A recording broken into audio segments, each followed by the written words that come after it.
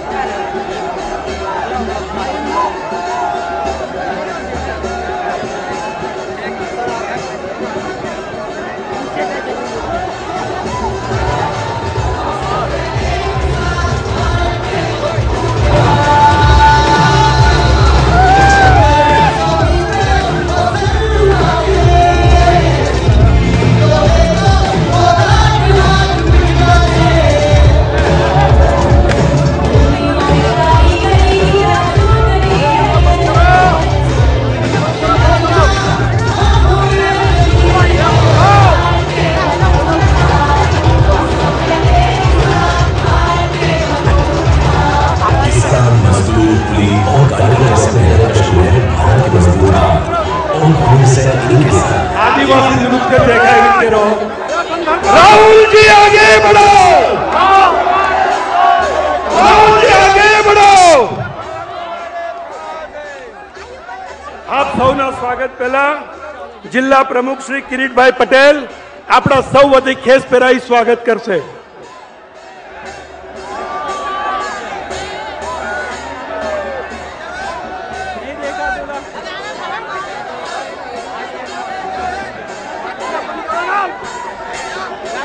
परंपरागत आदिवासी बंडी तीर कामठू भाई कमल कलसी भाई मेड़ा।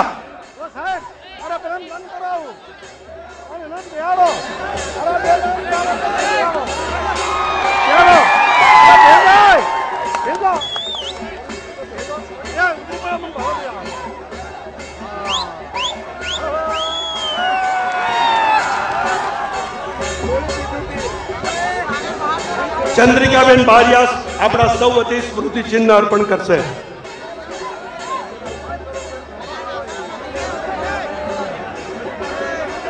सर गुजरात ने यह डिसीजन ले लिया है, केंद्र में कांग्रेस की सरकार, और हम आपको वादा देते हैं, विश्वास दिलाते हैं कि गुजरात से कांग्रेस की इतनी सारी सीट आएगी और केंद्र में हमारी कांग्रेस की सरकार बनेगी। मैं हमारे गुजरात प्रदेश कांग्रेस समिति के अध्यक्ष आदरणीय अर्जुन भाई मोडवाडिया को निमंत्रित करता हूं।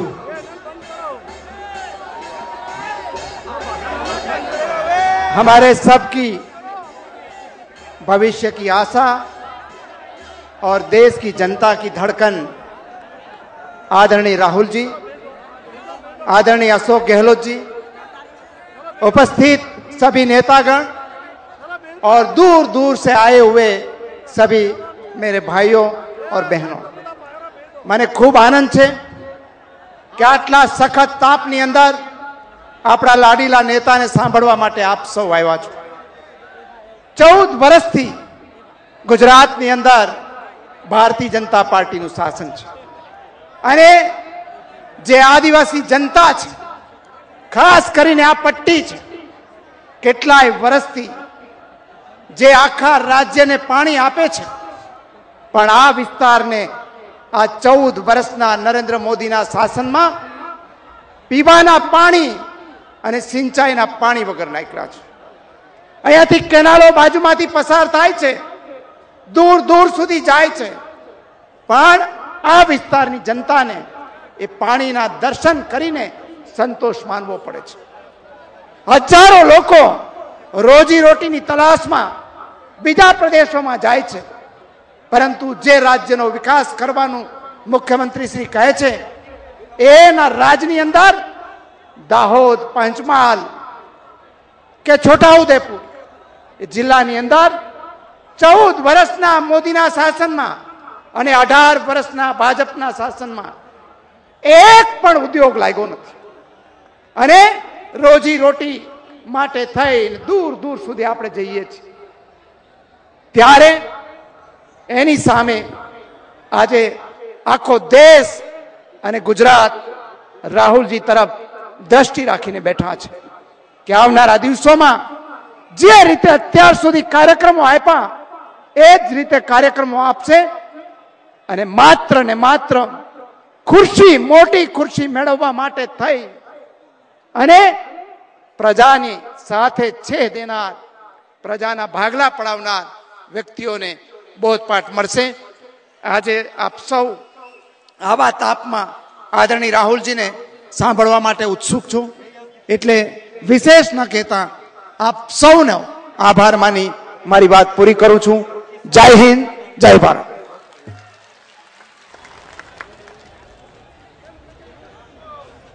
खूब ताप छे. अशोक गहलोत जी को मैंने रिक्वेस्ट किया, उन्होंने कहा नहीं, राहुल जी सीधे आपसे मिलने आए हैं, राहुल जी को मैं आमंत्रित करता हूं हमसे बात करें. राहुल जी, राहुल गांधी, आदरणीय उपाध्यक्ष.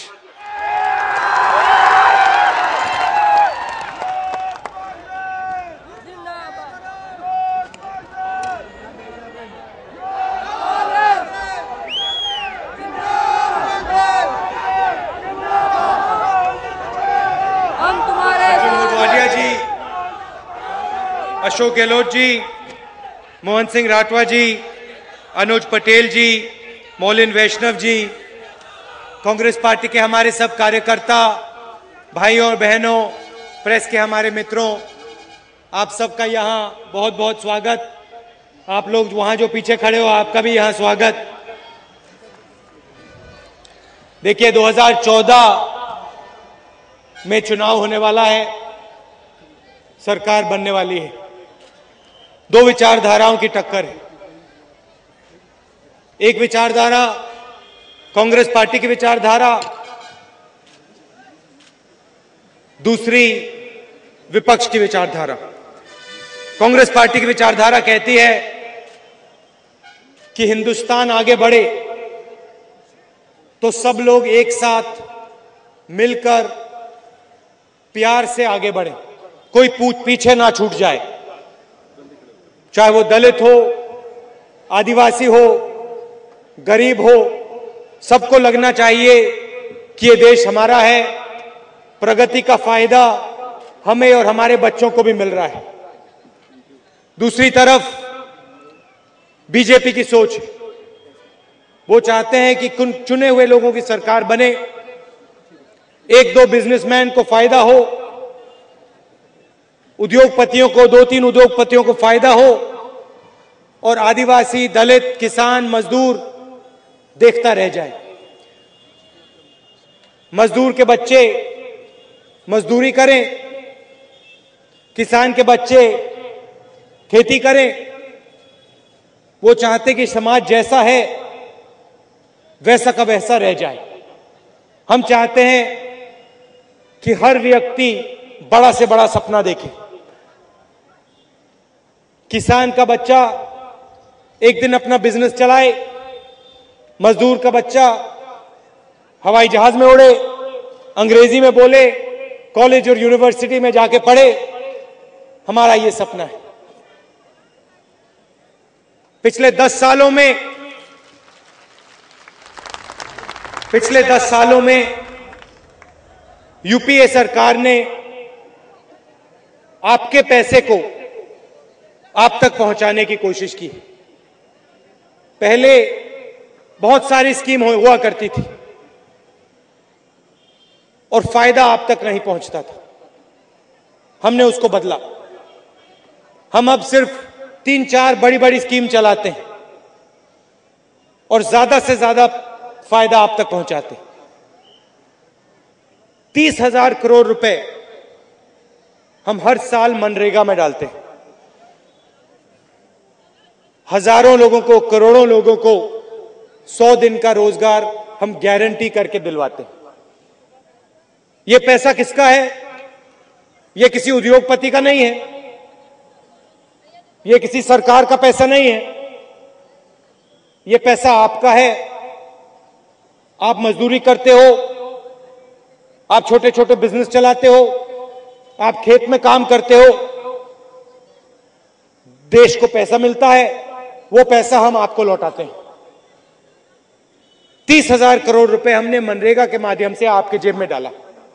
और हमने ये नहीं पूछा कि भाई आपकी जात क्या है, धर्म क्या है, कहां के हो, नहीं।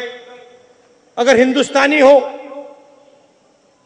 हिंदू, मुसलमान, सिख, ईसाई, कोई भी जात कहीं के भी हो, आंध्रा से लेकर गुजरात, उत्तर प्रदेश, मिजोरम, मणिपुर, कहीं के भी हो, 100 दिन का रोजगार गारंटी करके हर गरीब व्यक्ति को कांग्रेस पार्टी दिलवाती।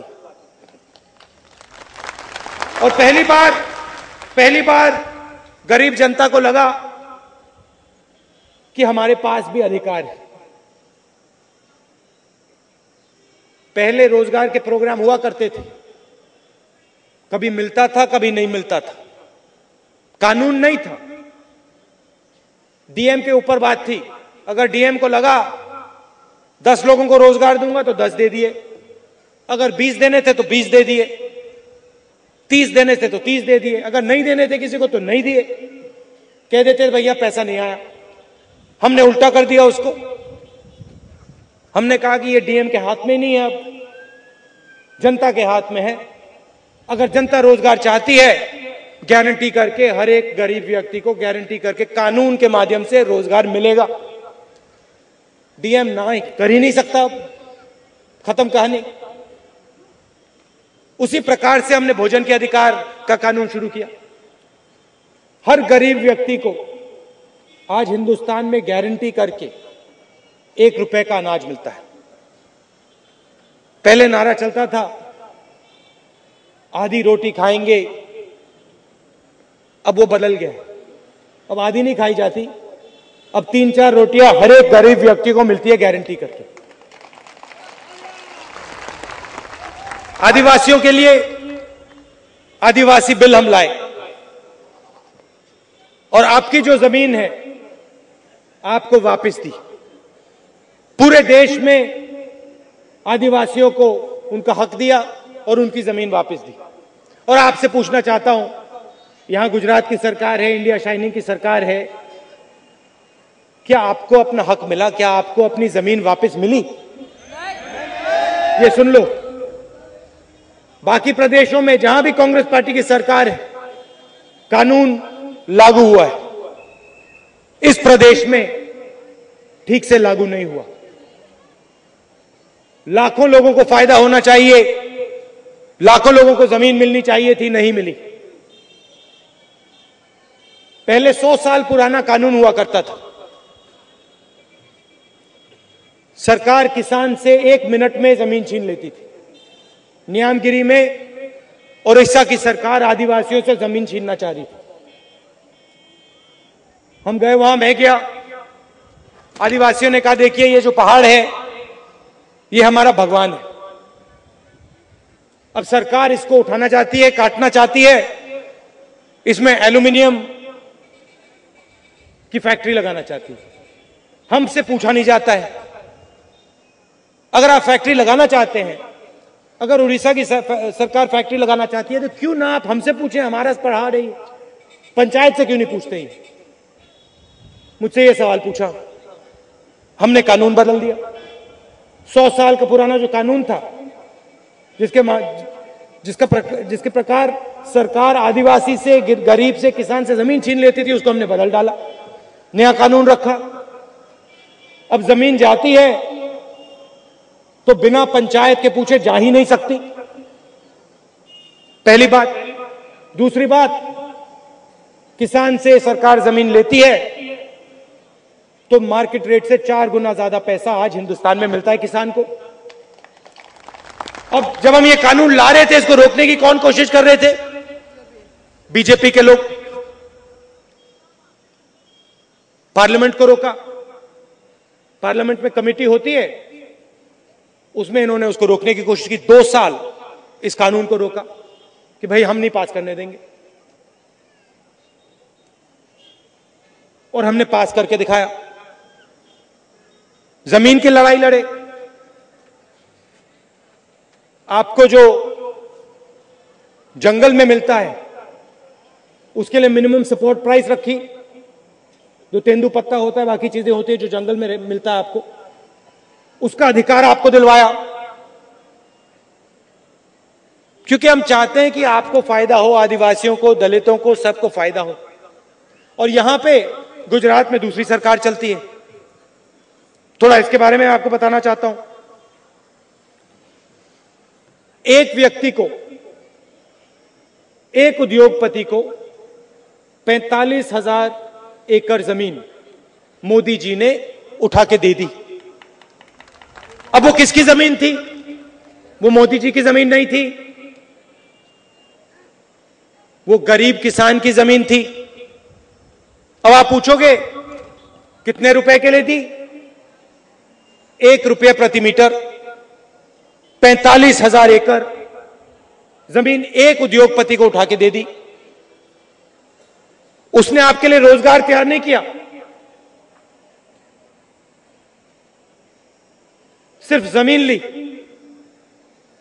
उसके बाद में मोदी जी ने उसको बिजली दी। 26,000 करोड़ एकड़ बिजली दी कि ये लो भैया, आप प्लांट लगाओ, हम आपसे खरीदेंगे। एक कंपनी, एक व्यक्ति की कंपनी 3,000 करोड़ रुपए की थी जब मोदी जी आए। आज उनकी कंपनी 40,000 करोड़ रुपए की कंपनी है। किसान से जमीन छीन ली, गरीबों से बिजली ले ली और कहते भैया हम गुजरात को आगे चला रहे हैं। एक व्यक्ति का फायदा हो रहा है।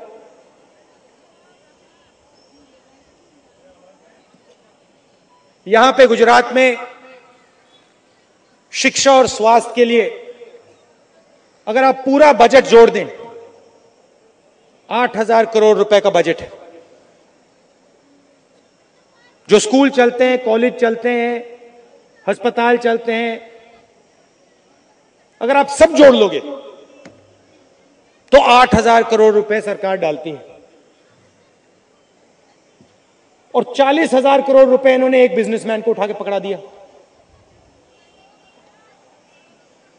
4 गुना जो शिक्षा और स्वास्थ्य में डालते हैं, उससे 4 गुना पैसा इन्होंने एक व्यक्ति को पकड़ा दिया। कहो लो भैया, तोहफा है हमारा, मजे लो। हम नारेगा चलाते हैं 30,000 करोड़ रुपए का पूरे देश में। हर गरीब व्यक्ति को हम 100 दिन का रोजगार देते हैं, हर हिंदुस्तानी को। 30,000 रुपए लगे उसमें, इन्होंने 40,000 रुपए एक व्यक्ति को पकड़ा दिए। बात समझो,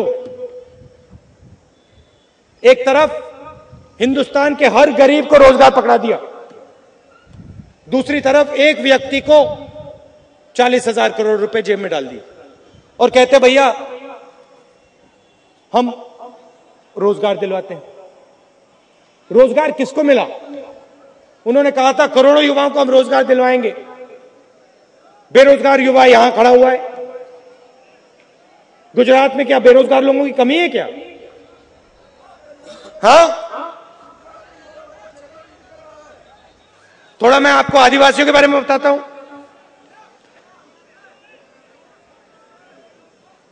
पार्लियामेंट हाउस में SC ST के लिए जब हम आरक्षण का बिल लाए, बीजेपी के लोग खड़े हो गए कि हम ही नहीं होने देंगे, इसको पास नहीं होने दिया। 27,000 SC ST सरकारी नौकरियां हैं गुजरात में। बैकलॉग पड़ा हुआ है, एक नहीं खाली पड़ा हुआ है। 27,000 नौकरियां खाली पड़ी हुई हैं, किसी को नहीं मिल रही हैं। अब देखिए गुजरात में प्रगति हुई है। 60 साल से गुजरात की जनता लड़ाई लड़ रही है। महिलाओं ने दूध का काम किया, कोऑपरेटिव का काम किया, अमूल को खड़ा किया। हीरे के जो मजदूर हैं, उन्होंने हीरा का बिजनेस शुरू किया। छोटे छोटे उद्योगपतियों ने हीरे का बिजनेस चालू किया। कपड़े का बिजनेस हुआ करता था गुजरात में, और 60 साल लगे आपने आस्ते आस्ते आस्ते अपने प्रदेश को खड़ा किया। सिर्फ गुजरात को नहीं किया, आपके लोग अमेरिका चले गए, बाकी देशों में चले गए और वहां उन्होंने पैसा कमाया। आज आप अमेरिका में जाके होटल में रहते हैं तो गुजराती लोग चलाते हैं सबके सब होटल को। अब आते हैं मोदी जी, कहते हैं कि भैया गुजरात की जनता ने कुछ नहीं किया, पिछले 60 साल में गुजरात में कुछ नहीं हुआ। मेरे आने से पहले गुजरात सो रहा था, जब मैं आया तब गुजरात में बदलाव आया, गुजरात को मैंने बदला। और वही बात अब हिंदुस्तान में कर रहे हैं, भाषण देते हैं, कहते भैया 60 साल से हिंदुस्तान सो रहा था। हिंदुस्तान में 60 साल से कुछ नहीं हुआ भैया। मोदी जी के आने से पहले हिंदुस्तान में किसी ने कुछ नहीं किया, अब वो करेंगे। मुझे चौकीदार बना दो हिंदुस्तान का, चाबी दे दो मुझे, चाबी दे दो भैया। जैसे आपने गुजरात की चाबी दी, मैंने अदानी जी को 45,000 एकड़ दे दिया, अब आप मुझे हिंदुस्तान की चाबी दो, देखो क्या करता हूं। भैया एक बात बताता हूं, गुजरात को लूट ले। मैं एक और बात बताता हूं भैया, चौकीदार होते हैं ना, कभी कभी चौकीदार भी बेईमान मिल जाते हैं। और हम चाहते हैं कि आप सब हिंदुस्तान के चौकीदार बनो। करोड़ों चौकीदार चाहते हैं हम, दलित, आदिवासी, गरीब, किसान, मजदूर, सबको हम चौकीदार बनाना चाहते हैं कि आप अपनी चौकीदारी करो, अपने देश की चौकीदारी करो। भ्रष्टाचार की बात करेंगे मोदी जी, कहेंगे भैया मैं भ्रष्टाचार के खिलाफ हूं। जब वो यहां बैठते हैं अपनी कैबिनेट में, उनको अपने मंत्री नहीं दिखाई देते क्या? जो जेल में आके समय काटा है उन्होंने, वो नहीं दिखता उनको? पूरे देश में सूचना का अधिकार लागू है। आरटीआई कमिश्नर है, राइट टू इंफॉर्मेशन चलती है। पहले क्या होता था, बंद कमरों में तो पूरी बात होती थी। हमने आपको एक अधिकार दिया कि आप सरकार से कोई भी सवाल पूछ सकते हो। आपके यहां सड़क नहीं बनी, राइट टू इंफॉर्मेशन लो, राइट टू इंफॉर्मेशन लिखो, इंफॉर्मेशन मांगो, कहो कि भैया सूचना की जरूरत है, मुझे बताओ ये क्यों नहीं सड़क बनी, और जवाब देना ही पड़ेगा। पूरे हिंदुस्तान में लागू है। और जो पहले बंद कमरे में होता था, वो भ्रष्टाचार बाहर आया। सूचना के अधिकार का कमिश्नर गुजरात में इन्होंने आने नहीं दिया। हाई कोर्ट ने कहा कि भैया आप आरटीआई कमिश्नर लाइए। 10 कमिश्नर होते हैं, आज भी नहीं है। बाकी प्रदेशों में लोकायुक्ता हैं, गुजरात में लोकायुक्ता नहीं है।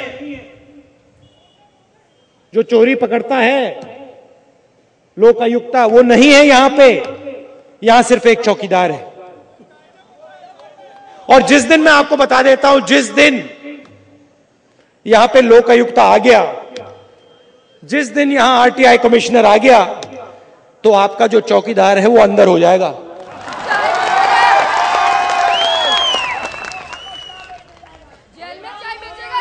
सच्चाई है। गुजरात में चोरी की मोनोपोली लगा रखी है इन्होंने, चोरी की मोनोपोली लगा रखी है। सच्चाई ये है। अब देखिए, 6 महीने पहले हम आपके पास आए, जनता के बीच गए, आदिवासियों से मिला, रिक्शा वालों से, कुलियों से, महिलाओं से, दलित, युवा, अलग अलग लोगों से मिला। 30-40 मीटिंग मैंने की, कांग्रेस पार्टी के नेताओं ने की। और हमने आपसे पूछा, बताइए, देखिए कांग्रेस पार्टी का मैनिफेस्टो बन रहा है, आप बताइए हम मैनिफेस्टो में क्या डालें? आपकी सरकार बनेगी, आपका पैसा है, हम किसी एक उद्योगपति को आपका पैसा नहीं देते हैं, आप बताइए क्या चाहिए आपको। पिछली बार हमारी सरकार बनी थी, आपने कहा था भोजन का अधिकार चाहिए, मुफ्त में हमें भोजन दीजिए, हमने दिया। अब क्या देना है? किस प्रकार से हम आपको प्रगति में शामिल करें? और आपने 3 चीजें कही। सबसे पहली बात और गहरी बात, आपने कहा कि देखिए गरीब आदमी भी बीमार होता है, गरीब आदमी को भी ऑपरेशन की जरूरत होती है, आदिवासी को, दलित को भी ऑपरेशन की जरूरत होती है। हम मजदूरी करते हैं, कोई खेती करता है, बीमार हो जाता है। मजदूर 4 दिन मजदूरी करता है, 5वें दिन बीमार हो जाता है। जितना वो 4 दिन में कमाता है, 1 दिन में वो दवाई में डाल देता है। आपने कहा कि क्यों नहीं हम एक हिंदुस्तान में नया कानून लाए जिससे हर गरीब व्यक्ति को गारंटी करके मुफ्त में दवाई मिले। और यह काम 2014 के बाद कांग्रेस पार्टी करने वाली है। चाहे वो आदिवासी हो, दलित हो, किसान, मजदूर, जो भी हो, अगर वो गरीब है तो उसको गारंटी करके मुफ्त में दवाई मिलेगी। और जो भी उसको ऑपरेशन करना हो,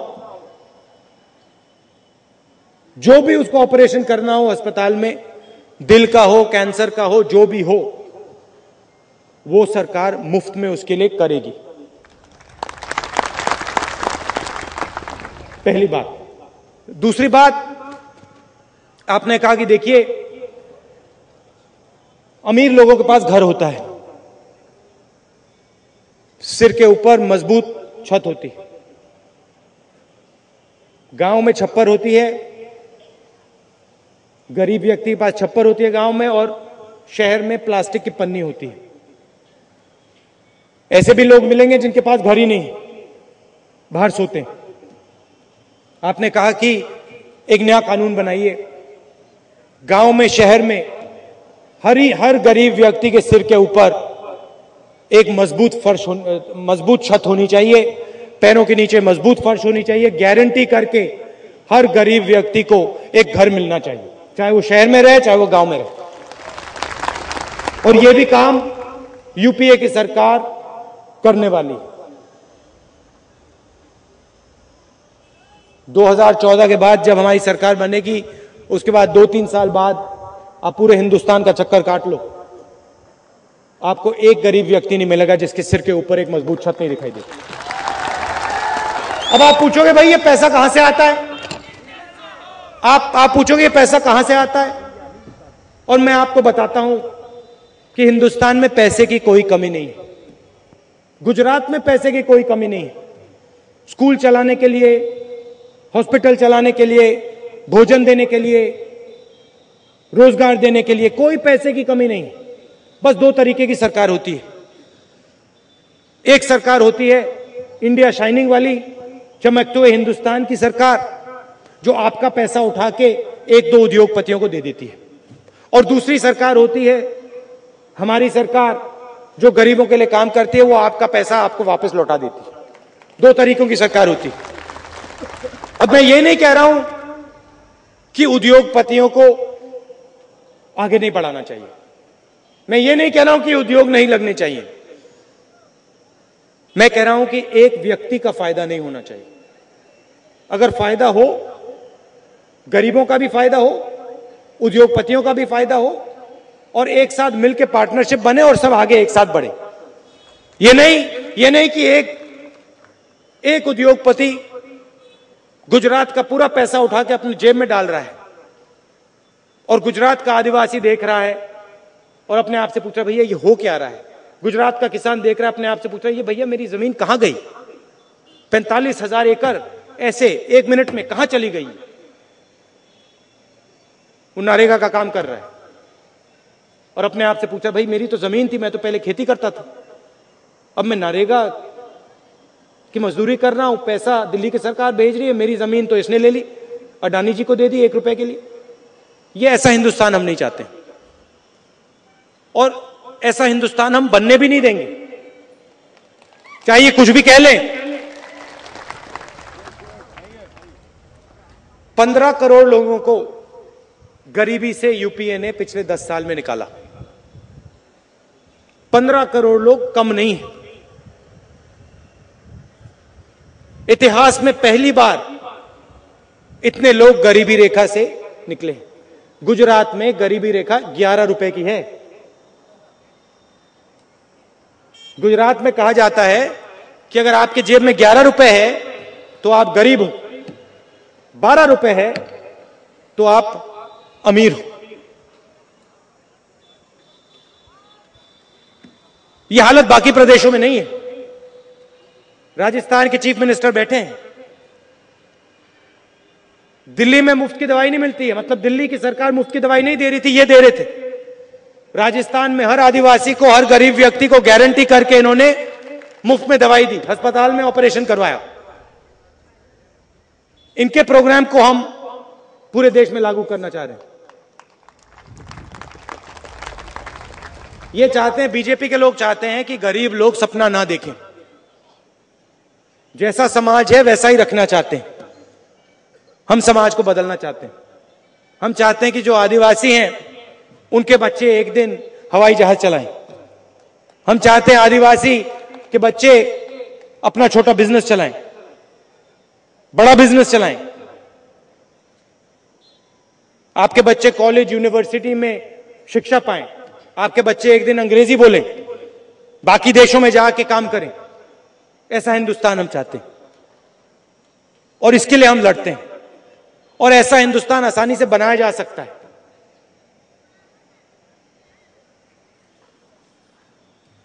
मोदी जी गुजरात की बात करते हैं, मैंने रोजगार की बात की। देखिए, एक नया वर्ग तैयार हुआ है 70 करोड़ लोगों का, जो गरीबी रेखा से ऊपर हैं और मिडिल क्लास, मध्यम वर्ग से नीचे।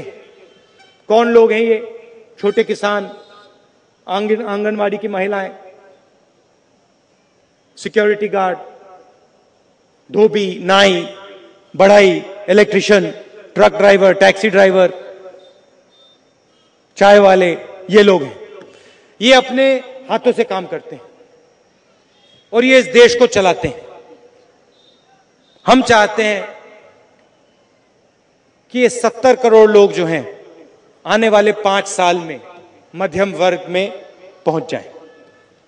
ये हमारा लक्ष्य है। 15 करोड़ लोगों को हमने गरीबी रेखा से निकाला, गरीबों के पैर के नीचे एक मजबूत फर्श तैयार की।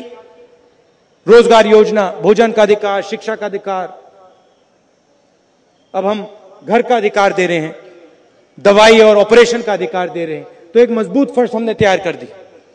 अब 70 करोड़ लोगों को हम मिडिल क्लास में डालना चाहते हैं और यह काम हम आपको 5 साल में करके दिखाएंगे।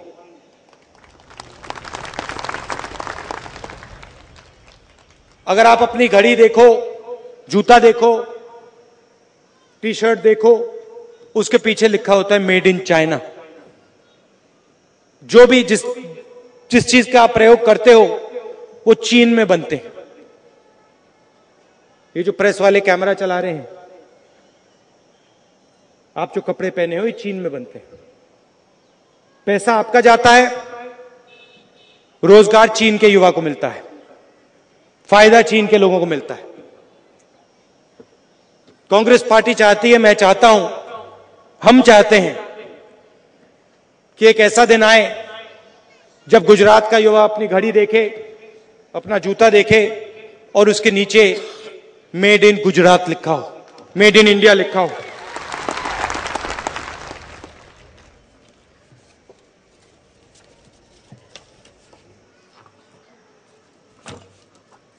दिल्ली से लेकर मुंबई, मुंबई से लेकर बेंगलोर, बेंगलोर से लेकर चेन्नई और दिल्ली से लेकर कलकत्ता हमने मैन्युफैक्चरिंग कॉरिडोर तैयार किया है। बड़ी सी सड़कें बिछाई हैं, बिजली पानी का साधन दिलवाया है और रेलवे लाइन, माल ढोने वाली रेलवे लाइन तैयार की। हजारों उद्योगों को हम वहां जगह देंगे और लाखों करोड़ों युवाओं को रोजगार मिलने वाला है उस कॉरिडोर पे।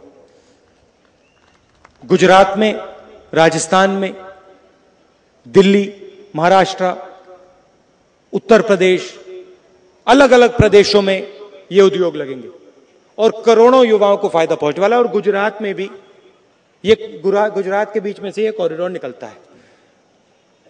ये हमारा काम है, 5 साल से हम लगे हुए हैं, जापान की सरकार के साथ हम काम कर रहे हैं और इससे पूरे देश को जबरदस्त फायदा होने वाला है। हम आपके बीच में आते हैं, आपसे पूछते हैं, भैया बताओ क्या करें। 60 साल से हिंदुस्तान की जनता काम कर रही है, लगी हुई है। हम आपसे कभी नहीं कहते हैं कि काम हमने किया है। राजस्थान को चलाया इन्होंने। इनके भाषण आप सुन लीजिए। एक भाषण में इन्होंने ये नहीं बात कही कि राजस्थान को मैंने खड़ा किया है। कभी कहते नहीं। शब्द कौन सा प्रयोग होगा? मैं नहीं, हम। अगर इनके भाषण आप सुनेंगे, मेरे भाषण सुनेंगे, मैं शब्द आपको कम सुनाई देगा। अगर मोदी जी के भाषण सुनेंगे, आपको सिर्फ मैं शब्द सुनाई देगा। मैंने गुजरात को खड़ा किया। पूरे हिंदुस्तान में मैंने दूध दिलवाया, मैंने ये किया, मैंने वो किया, और मैं ये करने वाला हूं। आपकी कोई सुनने की जरूरत नहीं, आपको सुनने की कोई जरूरत नहीं है, आपसे बातचीत करने की कोई जरूरत नहीं है, क्योंकि ज्ञान उनमें है, वो सब कुछ जानते हैं। अमेरिका में कुछ होता है, अमेरिका के छोटे से शहर में कुछ होता है, दो लोग लड़ जाते हैं तो मोदी जी को पता लग जाता है भैया अमेरिका के शहर में दो लोग लड़ गए। मिजोरम में कोई किसी से कुछ कह देता है, मोदी जी को पता लग जाता है कि भैया वहां कुछ हुआ। भगवान जैसी शक्ति है इनके पास, भगवान जैसी शक्ति है भैया। गुजरात को खड़ा कर दिया। गुजरात की जनता ने कुछ नहीं किया, इन्होंने खड़ा किया। अब कह रहे हैं भैया मैं हिंदुस्तान को खड़ा करूंगा।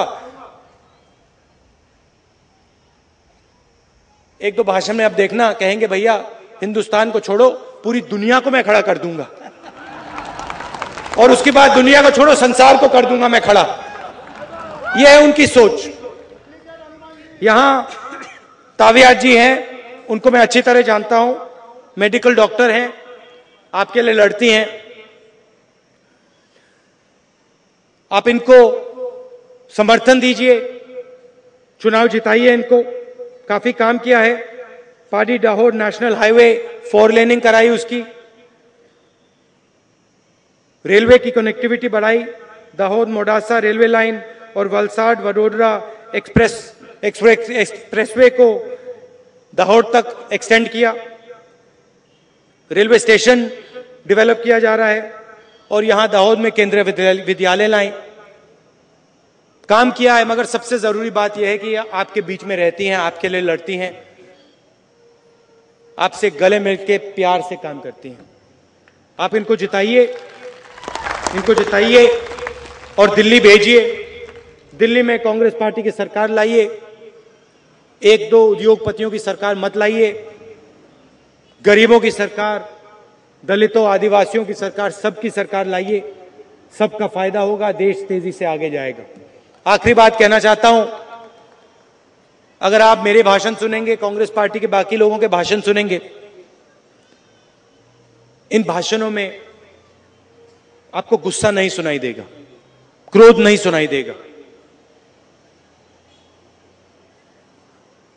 बीजेपी के जो नेता हैं, आप उनका भाषण सुनिए, कभी उन्होंने किसी की अच्छाई की है? कभी आपने सुना कि वो किसी की अच्छाई कर रहे हैं? मैंने कभी नहीं सुना।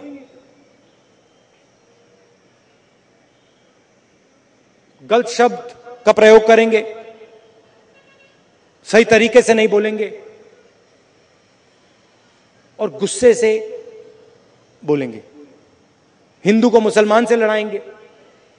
महाराष्ट्र में, उत्तर प्रदेश के लोगों वहां से इनके जो पार्टनर है भगाते हैं, मारते हैं, कहते हैं तुम जाओ वापस उत्तर प्रदेश। जहां भी ये जाते हैं लड़ाई कराते हैं। अब देखिए, उत्तर प्रदेश में कुछ दंगा नहीं हो रहा था। चुनाव से 6 महीने पहले शुरू हो गया। हाँ, भेजा और शुरू हो गया। ये लड़ाई करे बिना, गुस्से के बिना ये लोग राजनीति कर ही नहीं सकते। इनके पास सोच नहीं है, देश के लिए ये सोचते नहीं है, सिर्फ गुस्सा है। आप यहां ताविया जी को जिताइए, कांग्रेस पार्टी की सरकार लाइए और मिलकर हम सब एक साथ आगे जाएंगे। आप सबका बहुत बहुत धन्यवाद। जय हिंद।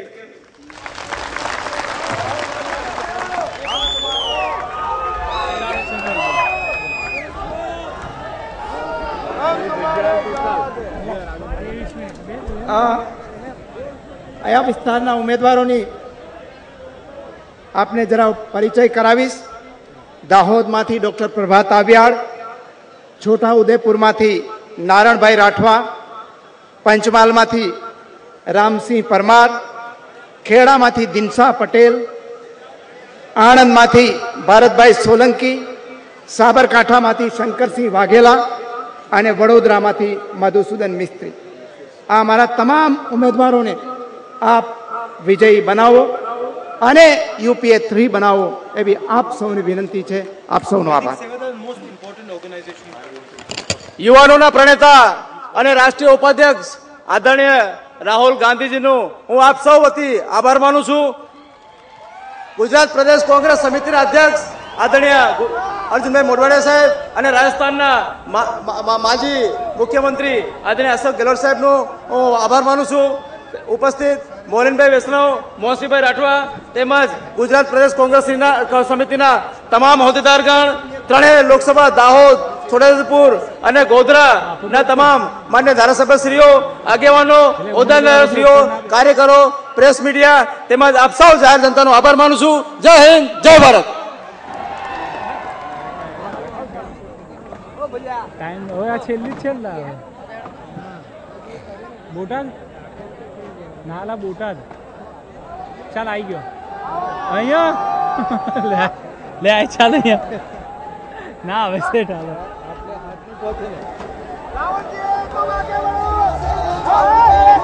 ना वैसे आई गयो हाथों से जान भरते हैं भारत के मजबूत हाथ हम सब हैं एक साथ भारत के मजबूत हाथ बंजर ज़मीं पे फसल उगा दे जिंदगी लोहे को बाबू आपड़ा जो पिघला दे दुनिया में कारीगरी की जादूगरी है जिंदगी की कलियां हाथों ने रंगी है भारत के मजबूत हाथ हम सब हैं एक साथ भारत के मजबूत हाथ। किसान, मजदूर, कुली और कारीगर जैसे मेहनतकश लोग हैं भारत के मजबूत हाथ, और कांग्रेस है इनके साथ। अब इनको मिलेगी रोजगार और इलाज की सुरक्षा और एक चैन की जिंदगी। हर हाथ शक्ति, हर हाथ तरक्की। भारत की रगों में तोड़ते हैं, रास्तों को मंजिलों से जोड़ते हैं, देश की जुबां पे स्वाद रखते हैं, पत्थरों में हाथों से जान भरते हैं। भारत के मजबूत हाथ हम सब हैं एक साथ भारत के मजबूत हाथ बंजर ज़मीं पे फसल उगा दे जिंदगी लोहे को फौलाद हाथ पिघला दे दुनिया में कारीगरी की जादूगरी है जिंदगी की कलियां हाथों ने रंगी है भारत के मजबूत हाथ हम सब हैं एक साथ भारत के मजबूत हाथ। किसान, मजदूर, कुली और कारीगर जैसे मेहनतकश लोग हैं भारत के मजबूत हाथ, और कांग्रेस है इनके साथ। अब इनको मिलेगी रोजगार और इलाज की सुरक्षा और एक चैन की जिंदगी। हर हाथ शक्ति, हर हाथ तरक्की। भारत की रगों में तोड़ते हैं, रास्तों को मंजिलों से जोड़ते हैं, देश की जुबां पे स्वाद रखते हैं, पत्थरों में हाथों से जान भरते हैं।